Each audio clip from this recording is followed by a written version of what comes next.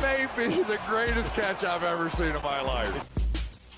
Okay, my dudes, I think that this is going to be more useful than really any Cam Akers video that you probably watch this entire week, maybe any Cam Akers video that you watch this entire month, because we are going to be diving in to the actual price of Cam Akers and Darrell Henderson in Dynasty Fantasy Football. As of today, it's July 20th, so this video will be coming out July 21st, but all of these trades were completed the day after you had the Cam Akers season-ending injury, and of course, we need to reference a few things.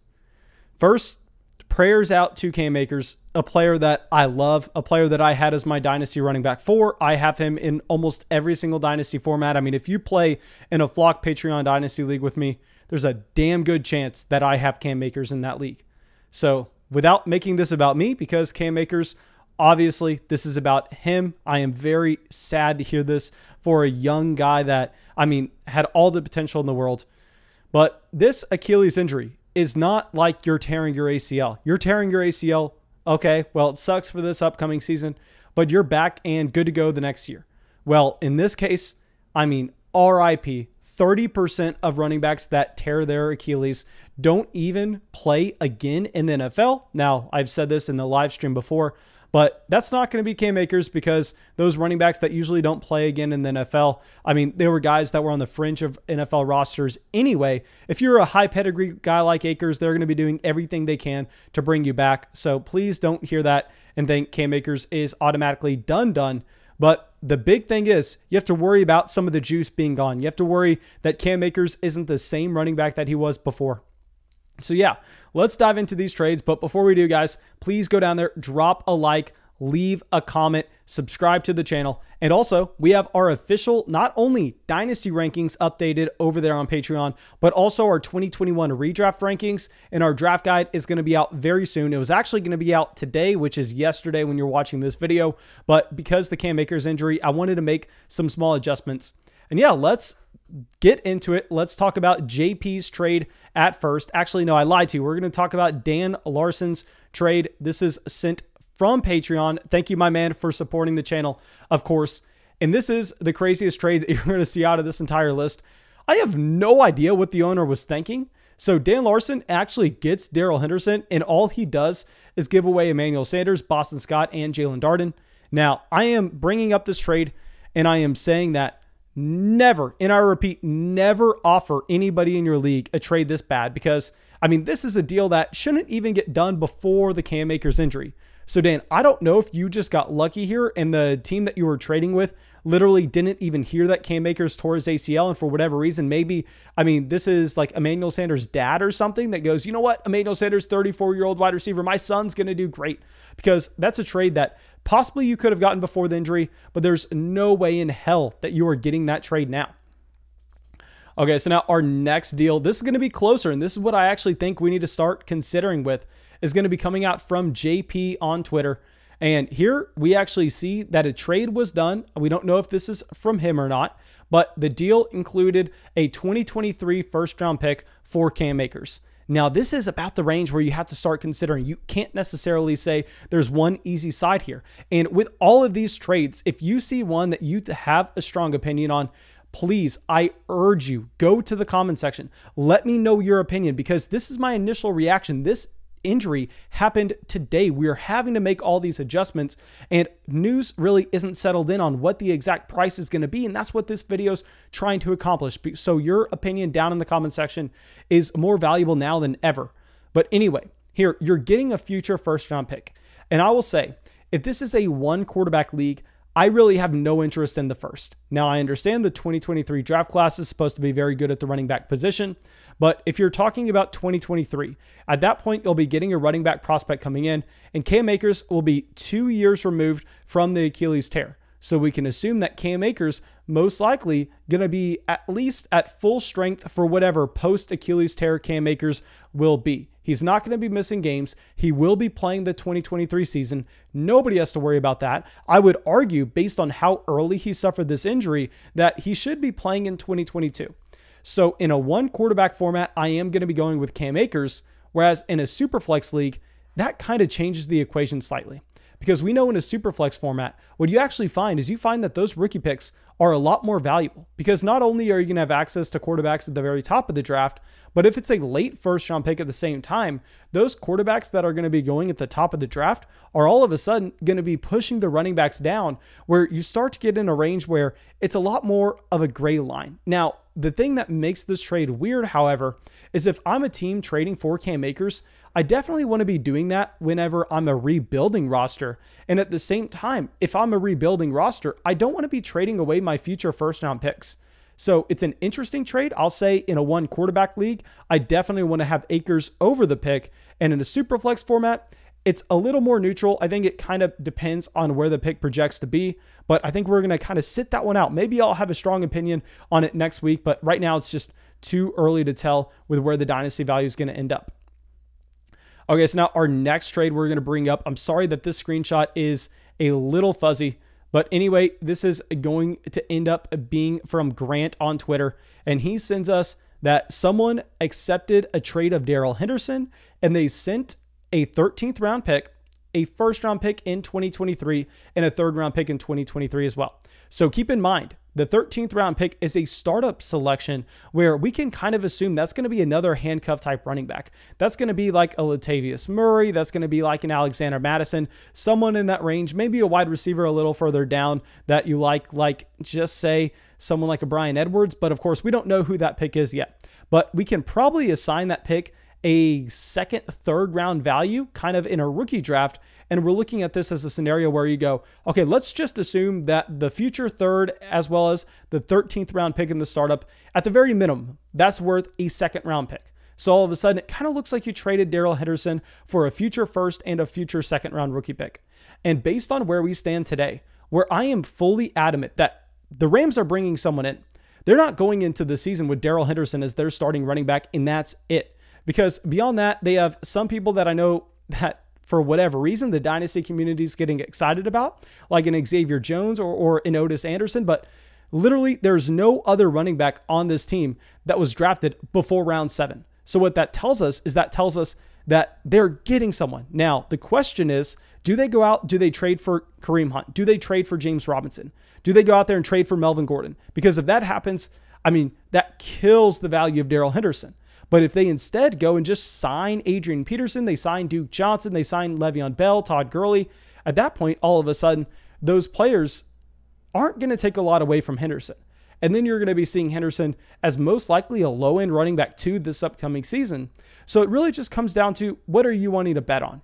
And I think I would actually prefer taking that first-round pick, and instead of trading a future first, a future second, a future third, instead of trading all of that for Darrell Henderson, I think I would actually prefer just to go trade for another rental running back at a discount. I'd rather trade for someone like a Mike Davis or Myles Gaskin. If we're going to get them significantly cheaper, I would definitely prefer that option. Okay, so now this next trade is going to come from Cody.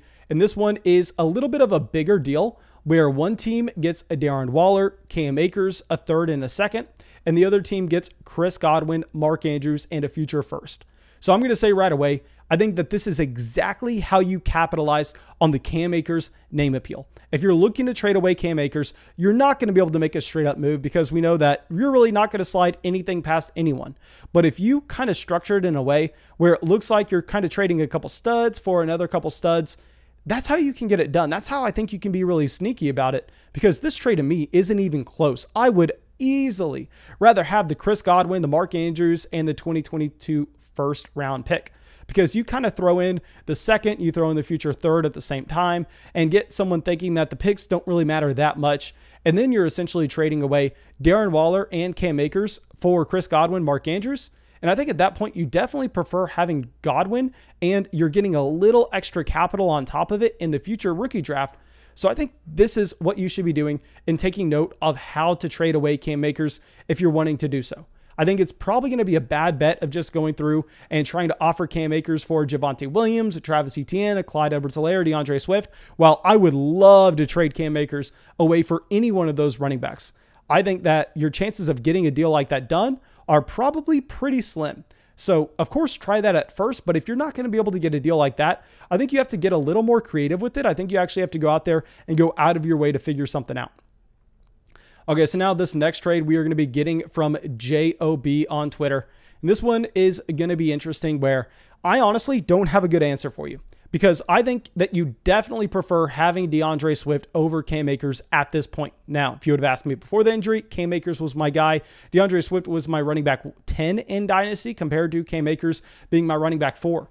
But now you definitely have to have Swift over Akers. But I love T. Higgins in Dynasty. I mean, this is a wide receiver I'm trying to get everywhere. I value him easily as a first-round pick. So you're essentially asking yourself, do you prefer having Cam Akers in a first or DeAndre Swift?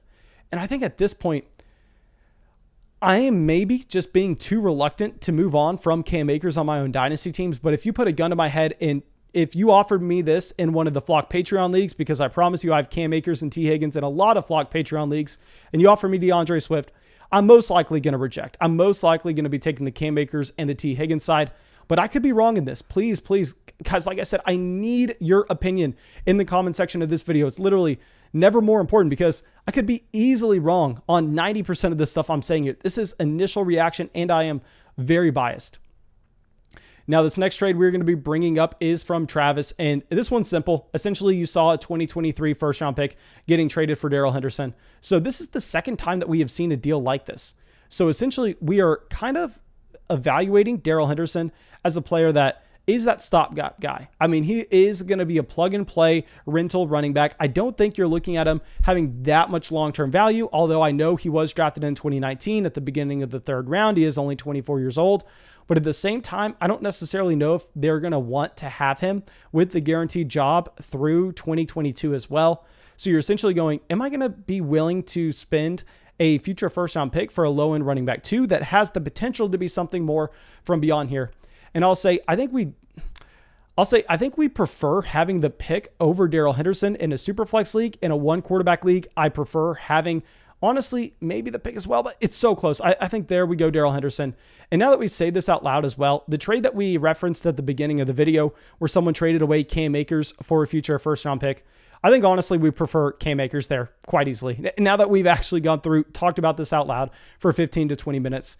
So yeah, let me know what y'all are thinking. But our next trade we are going to be pulling up is going to be from Wallbanger. And this was over there on Twitter. And essentially someone traded Darrell Henderson for Courtland Sutton. He said he needed wide receiver help. And he asked, could I have gotten more? My man, based on these trades that we have seen, I think you actually could have gotten more than Courtland Sutton. Now, the exact piece that you could have gotten on top, I don't necessarily think it's going to be massive. It would probably be like a wide receiver 3. Maybe you get a future 2nd-round pick in a Superflex league. So if we are talking about roster construction, I think we do prefer having Darrell Henderson in Dynasty. But the thing with Sutton is, I mean, he's just in a really bad situation this upcoming year. He's playing with Jerry Jeudy. He's playing with Noah Fant. He has some of the worst quarterback play in the NFL. Possibly you're looking at this type of deal 12 months from now and you're going, oh my God, I can't believe someone got Courtland Sutton for Darrell Henderson. So I don't want to say that this is a very bad trade, but I think for the time being, I think you could have most likely gotten more for Darrell Henderson. So now our last trade we are going to be bringing up here, and this is the perfect trade to end off with it. I already told Mr. Padilla over there on Patreon once he DM'd us after he tweeted this. I told him I hated his trade, and he essentially traded Deshaun Watson for Cam Akers. And this is the perfect example of a Deshaun Watson trade to bring up because you're looking at both players as possibly options missing this entire upcoming season. So when you're talking about a guy missing an entire upcoming year, I think at that point, what you want to be doing is you want to be betting on the talent. And with Deshaun Watson, it doesn't matter what happens off the field. I think by the time he gets back to being a quarterback for whatever NFL team he will be with, you know that he's going to be a top 5 quarterback in the NFL. We have seen this with him leading the NFL last year in efficiency. We have seen this time and time again with Deshaun Watson being a cornerstone asset. So with the case of Cam Akers, I simply don't see that same long-term type value. And if you're not going to get him for this season anyway, I mean, there's no reason to trade Deshaun Watson for him. If you're trading Deshaun Watson, the only reason should be, I need points in my lineup right now. I need to be going and trading Deshaun Watson for Ryan Tannehill. I need a quarterback that can come in here and he can give me 20 points a game. I need a running back that can come in like a David Montgomery or just say like a Javonte Williams, Travis Etienne type player that I can start on a week-to-week basis. So I don't understand the thought process at all for trading Deshaun Watson away for Cam Akers. I think in a Superflex format, It's easy. 10 times out of 10, I'm going with Deshaun Watson here. Maybe the easiest question I've answered out of this entire video. But thank you, my dudes. Please let me know what y'all think about these trades, because like I said, I could easily be wrong with 99% of these. If I remake this video a week from now, I mean, I could be flip-flopping back and forth. I flip-flopped on a trade halfway through this video because this is an initial reaction. I mean, it's so hard to pinpoint exactly what a dynasty price should be when you see an injury this significant, when the running back backfield for LA isn't even going to be settled yet. So yeah, please let me know what y'all are thinking, because I am kind of all over the place here. And yeah, while y'all are down there in the comment section, subscribe to the channel, drop a like on the video, and I will see y'all with the video tomorrow. We've gotten a ton of new members joining the flock. Thank you, Grind for Gold, Devin, Bungified, Brian, Brody, Victor, Chris, Grant, Trevor, and David. Thank you, my dudes.